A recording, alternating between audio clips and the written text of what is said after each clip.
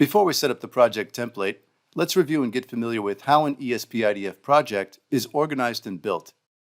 So in this lesson, we're going to review the expressive documentation and get into details about the following topics which relate to the ESP-IDF build system. But first, let's put this into context by taking a look at what components can be included in an ESP-IDF project for a web server application that shows the humidity. For this example, you could have the ESP-IDF-based libraries, Wi-Fi drivers, TCP/IP stack, the FreeRTOS operating system, a web server, and a driver for the humidity sensor, and the main code tying it all together. So the ESP-IDF components are configurable, and the build system will compile the project based on the configuration settings. Also, the build system needs to know where your custom components and application code are located.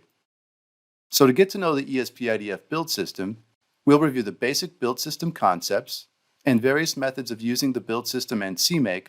Then we'll take a look at an example CMake project setup and look further into the project CMake list file and also how to create a minimal component CMake list file. Alright, so this link provides a description of the concepts listed here, and this may seem pretty basic to some, but this is important ESP-IDF project terminology.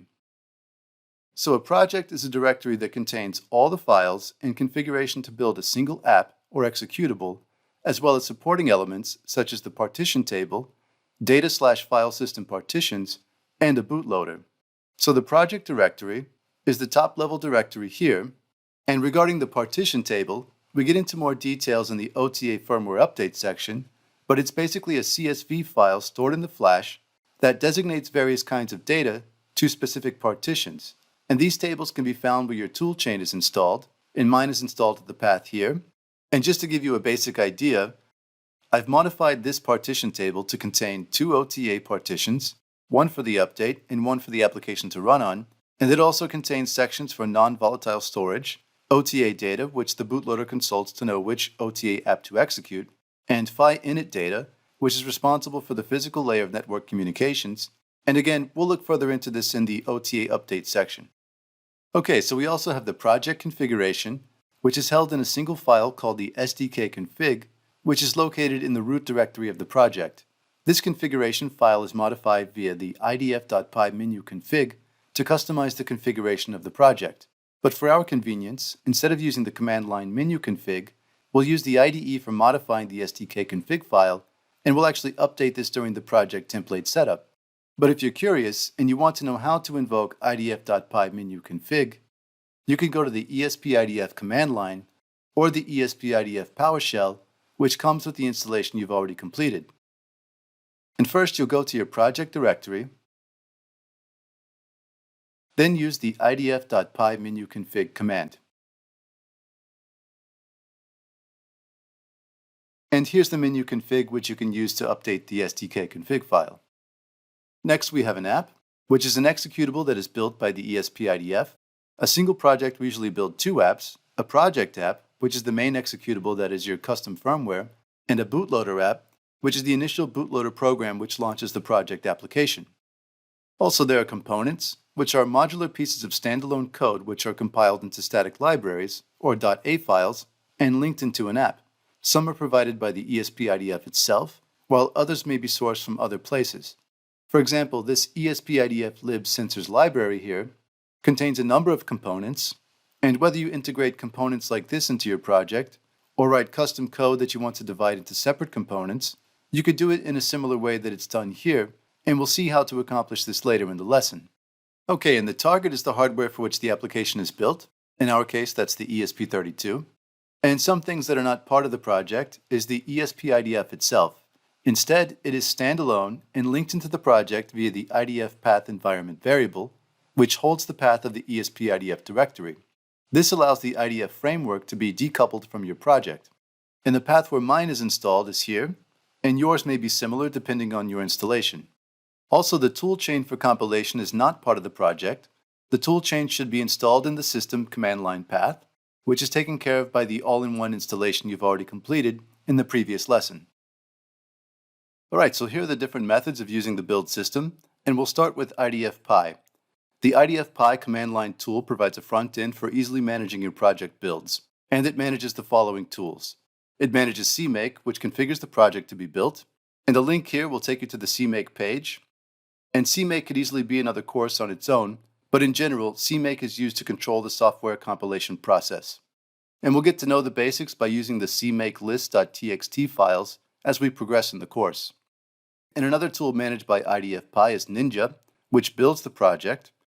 And Ninja is a small build system with a focus on speed, and it differs from other build systems in two major respects. It is designed to have its input files generated by a higher level build system, and it is designed to run builds as fast as possible. And for our purposes in this course, that's really all we need to know about Ninja. And ESP-tool.py is used for flashing the target, and it's a Python-based, open-source, platform-independent utility to communicate with the ROM bootloader and Espressif chips. And then there's the option to use CMake directly, and it's mentioned here that IDF.py is a wrapper around CMake for convenience. For example, when IDF.py does something, it prints each command that it runs for easy reference. For example, the IDF.py build command is the same as running these commands in a bash shell, or similar commands for Windows command prompt. But the way that we're going to use the build system, including CMake, Ninja, and the ESP-tool.py, is by simply using the Espressif IDE. So we'll be able to build, flash, and monitor the application directly from the Eclipse-based Espressif IDE. And even though the IDE offers us a lot of convenience, we still have to set up the CMake list files properly to tell the build system how to build the project.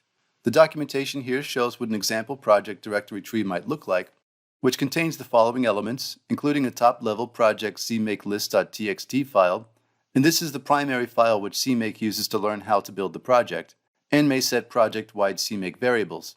It includes the file project.cmake, which implements the rest of the build system, and it also sets the project name and defines the project. And the SDK config project configuration file is created/updated when the IDF-PI menu config runs, and it holds the configuration for all of the components in the project, including the ESP-IDF itself. And as I mentioned, we can configure all components by accessing the SDK config here directly from the IDE. Then there is the optional components directory, which contains components that are part of the project, and a project does not have to contain custom components, but it can be useful for structuring reusable code or including third-party components that aren't part of the ESP-IDF. And again, here's an example of this. Within the ESP-IDF libsensors library, where there are many components, and within the BME 680 folder, you have the source files and a CMake list file, which is a similar structure to what's shown in the Espressif documentation. And in fact, it's mentioned here that the component directories each contain a component CMake list.txt file, and this file contains variable definitions to control the build process of the component and its integration into the overall project. We also have the main directory, which is a special component that contains source code for the project itself, and in fact we'll add most of our new files here.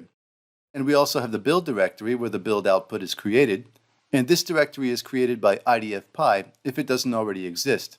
And CMake configures the project and generates interim build files here. Then after the main build process is run, it will also contain interim object files and libraries, as well as the final binary output files. And just briefly about the kconfig project build file. This file allows you to include configuration options, and instead of reading this, because it might be a little confusing, I'll just give you a preview of how it's used. Here we have a kconfig project build file with the menu option called example configuration, and from the SDK config, we have these defines available to us there, which can be used from the source code, and you'll see how this works in the sensor library integration section. Alright, so let's come back to the project CMake list file. If we recall, this top-level CMake list file contains build settings for the entire project, and at a minimum, this file should contain these mandatory parts. The CMake minimum required version command tells CMake the minimum version that is required to build the project. The ESP-IDF is designed to work with CMake 3.16 or newer, and this line must be the first line in the CMake list.txt file. Then there's the include project.cmake line, which pulls in the rest of the CMake functionality to configure the project and discover all components, etc. And we also have the project command, and this command creates the project itself and specifies the project name. And the project name is used for the final binary output files of the application, that is the ELF and .bin files. In this example here, the project command takes the project ID which is derived from these commands, which gives us the project name here as the project ID. And this action specifies the name of the final binary output files, as mentioned in the documentation. You also have optional project variables, and if you're interested, you could take a look at the implementation of each of these, but the one that we'll actually use in the course is extra component dirs. And this project variable provides an optional list of additional directories to search for components. And paths can be relative to the project directory or absolute. For example, in the upcoming sensor library integration section, we'll include the library using the set command to the ESP-IDF lib/components folder with the path relative to the project directory. And the documentation recommends that the set commands be placed after the CMake minimum line, but before the include line, as shown here.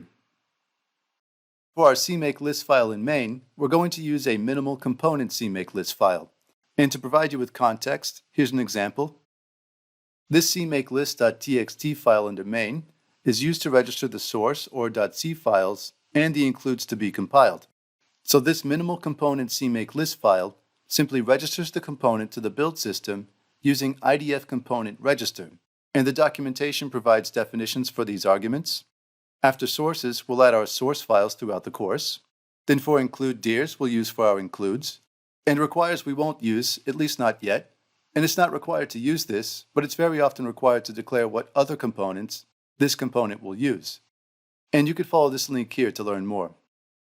And don't worry if this all seems confusing now. Once we're updating the CMake list files and project configuration throughout the course, it will all come together. So let's continue to the next lesson and set up the project template.